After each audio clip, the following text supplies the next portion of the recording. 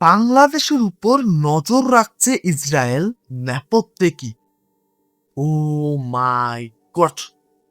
ইসরায়েলের থেকে বাংলাদেশের দূরত্ব কত বেশি দূর, তার উপর বাংলাদেশের উপর ইসরায়েল নজর রাখছে। কিন্তু কেন? হ্যাঁ ভিউয়ার্স, কেন রাখছে? অন্যদিকে আমাদের ভারতের সঙ্গে কিন্তু ইসরায়েলের ভাই ভাইয়ের সম্পর্ক, ঠিক আছে? আর আমাদের ভারতের পার্শ্ববর্তী দেশ বাংলাদেশ, সেই বাংলাদেশ মানে ইসরায়েল থেকে কতটা দূরে অবস্থিত, সেই দেশের উপর ইসরায়েলের নজর। ও মাই গড! কিন্তু কেন? হ্যাঁ ভিউয়ার্স, আজকে বিস্তারিত ইন ডিটেলস সেটাই জান। ভিউয়ার্স, ভিউ পেয়েছি আপনাদের সাথে। Welcome to my YouTube channel show with Rivai. Viewers, আজকে আমি এটি নিউজ ইউটিউব চ্যানেল যেহেতু খুবই গুরুত্বপূর্ণ একটা নিউজের উপর রিয়েকশন দিতে যাচ্ছি।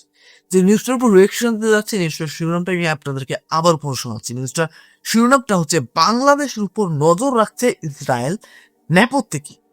হ্যাঁ, কেন নজর রাখছে? তাহলে চলুন সম্পূর্ণ নিউজটা দেখে বিস্তারিত বিষয়টাকে জেনে আসি। Let's get started. বাংলাদেশের উপর নজর রাখছে ইসরায়েল। ভারতে নিযুক্ত ইসরায়েলি রাষ্ট্রদূতের এমন মন্তব্যে দেশ জুড়ে তৈরি হয়েছে গভীর উদ্বেগ ও কৌতূহল। কিন্তু হঠাৎ কেন বাংলাদেশ নিয়ে এমন মন্তব্য করলেন ইসরায়েলি রাষ্ট্রদূত?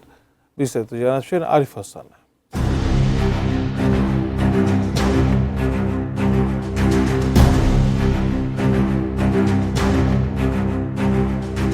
স্বাধীনতার পর থেকে ফিলিস্তিনের সাথে গভীর সম্পর্ক রয়েছে বাংলাদেশের। শিক্ষা, সামরিক, কূটনৈতিক ক্ষেত্রে শুরু থেকে ফিলিস্তিনের পাশে রয়েছে বাংলাদেশ। বিশ্বমঞ্চে নির্যাতিত ফিলিস্তিনিদের জন্য বারবার আওয়াজ তুলেছে ঢাকা। গাজায় যখন নারকীয় ইসরায়েলি আগ্রাসন চলমান, তখন ৬,০০০ কিলোমিটার দূরের এই বাংলাদেশি মুসলমানদেরও হৃদয় পুড়েছে। From the river to the sea, Palestine will be free স্লোগানে কম্পিত হয়েছে ঢাকার রাজপথ। ইসরায়েলের বিরুদ্ধে অবস্থান নেওয়া মুসলিম দেশগুলোর মধ্যে অন্যতম বাংলাদেশ। আর সেসব কারণে ইসরায়েলের দৃষ্টি বেশ কয়েক বছর ধরে বাংলাদেশের দিকে। ঐতিহাসিকভাবে বিশ্বের অধিকাংশ মুসলিম দেশের সঙ্গে ইসরায়েলের বৈরী সম্পর্ক বিদ্যমান, যার ব্যতিক্রম নয় বাংলাদেশও। তবে এবার সরাসরি বাংলাদেশের ওপর নজর রাখার দাবি করেছে তেল আবিব। আমি বুঝি নির্মাণের শিল্প, সালাম স্টিল বোঝে ডিউরেবিলিটি। সালাম স্টিল, মোস্ট ডিউরেবল স্টিল। ভারতে নিযুক্ত ইসরায়েলের রাষ্ট্রদূত রিউভেন আজার দাবি করেছেন, বাংলাদেশ ও পাকিস্তানে ফিলিস্তিনের স্বাধীনতাকামী সশস্ত্র গোষ্ঠী হামাসের কার্যক্রম ছড়িয়ে পড়ছে। তার অভিযোগ, ২০২৩ সালের ৭ অক্টোবরের হামলার পর থেকেই এই দুই দেশে হামাসের তৎপরতা পর্যবেক্ষণ করছে ইসরায়েল। মধ্যপ্রাচ্যের বাইরে হামাসের এই প্রভাব বিস্তারের আশঙ্কা প্রকাশ করে তিনি গভীর উদ্বেগও জানান। ভারতীয় সংবাদ মাধ্যম এনডিটিভির সিনিয়র এক্সিকিউটিভ এডিটর আদিত্যরাজ কৌলকে দেওয়া এক সাক্ষাৎকারে রিউভেন আজার আঞ্চলিক কূটনীতিতে পাকিস্তানের মধ্যস্থতাকারী ভূমিকা নিয়েও সন্দেহ প্রকাশ করেন। এ প্রসঙ্গে তিনি বলেন, ইসরায়েল পাকিস্তানকে বিশ্বাস করে না এবং দেশটির কূটনৈতিক অবস্থানকে সতর্কতার সঙ্গে পর্যবেক্ষণ করে। আজার আরও মন্তব্য করেন, কিছু দেশ শান্তি বলতে এমন একটি পরিস্থিতিকে বোঝে যেখানে ইসরায়েলের কোনো অস্তিত্বই থাকবে না। তার দাবি, শান্তি সম্পর্কে ইসরায়েলের যে ধারণা তা এই অঞ্চলের কিছু পক্ষের দৃষ্টিভঙ্গির সঙ্গে মৌলিকভাবে সাংঘর্ষিক। তিনি জানান, শুধু পাকিস্তান নয়, মধ্যস্থতাকারী কাতারের ভূমিকা ইসরায়েলের কাছে প্রশ্নবিদ্ধ। তবে সাক্ষাৎকারের সবচেয়ে গুরুতর অভিযোগটি ছিল হামাসকে ঘিরে। আজারের দাবি, ২০২৩ সালের ৭ অক্টোবর ইসরায়েলে হামাসের হামলার পর থেকেই বাংলাদেশ ও পাকিস্তানের দলটির তৎপরতা নিবিড়ভাবে পর্যবেক্ষণ করছে ইসরায়েল। তার মতে, এমন আরও কিছু গোপন কার্যক্রমও থাকতে পারে যা এখনো জনসম্মুখে আসেনি। দেখুন ভিউয়ার্স, এই যে রাষ্ট্রদূতের যে কথাগুলো আজকে নিয়ে আসলে কি বলবো, ঠিক আছে, কাজটা কি এখানে আমার কিছু বলার থাকছেন। দেখুন, ওরা বছরের পর বছর, মাসের পর মাস, দিনের পর দিন, ঠিক আছে, ওরা ফিলিস্তিনি মানুষদের উপর অন্যায় করে যাবে, কিন্তু কেউ কিছু বলতে আসলে সে সন্তুষ্টি। ও মাই গড, কি আজব নিয়ম! এটা কেমন কথা? তুমি দিনের পর দিন একটা জাতিকে করছো, সে জাতির কেউ যদি প্রতিবাদ করতে চায় তাহলে সে বিপজ্জনক, সে সন্ত্রাসী। তাহলে তুমি কোনটা করছো? কি করছো তুমি? তোমরা কত ছোট একটা দেশ ছিলে, কিভাবে এত বড় হলো?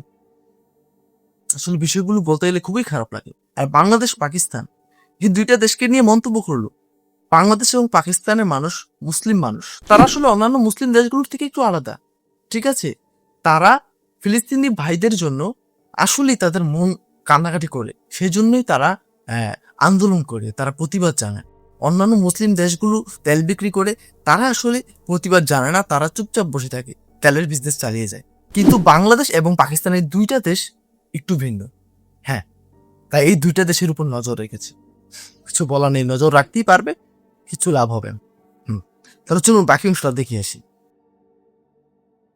তিনি সতর্ক করে বলেন, অন্যান্য সংগঠনগুলো 7 অক্টোবরের হামলাকে নিজেদের অঞ্চলে একই ধরনের অপারেশন পরিচালনার মডেল হিসেবে গ্রহণ করতে পারে। এ ধরনের পরিস্থিতি সংশ্লিষ্ট অঞ্চলের সরকারগুলোর জন্যই বড় উদ্বেগের বিষয় হওয়া উচিত। পাশাপাশি তিনি জানান, এই নিরাপত্তা উদ্বেগের বিষয়টি ভারতের সঙ্গেও ভাগ করে নিয়েছে ইসরায়েল। এছাড়া পাকিস্তানের রাষ্ট্রীয় ব্যবস্থার কিছু অংশ ইহুদি বিরোধী বক্তব্যকে উৎসাহিত করছে বলেও তিনি অভিযোগ তোলেন।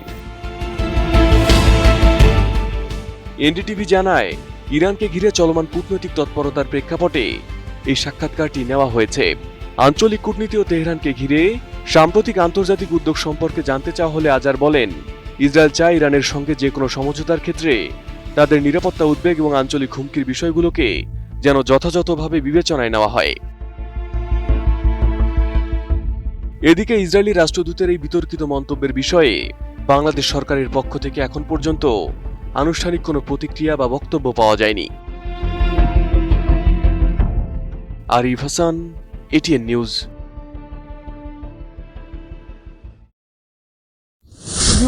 সম্পূর্ণ নিউজটা তো আপনারা দেখতেই পেলেন।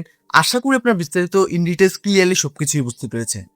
আসলে এখানে যে বিষয়টা, মানে বাংলাদেশ এবং পাকিস্তান এই দুইটা দেশের মধ্যে নিয়ে কিন্তু অনেক বেশি আন্দোলন হয়। আর আন্দোলনটার কারণটা হচ্ছে ফিলিস্তিনি ভাইদের উপর যেই অত্যাচার করা হয়, যে করা হয়, এগুলোকে নিয়ে।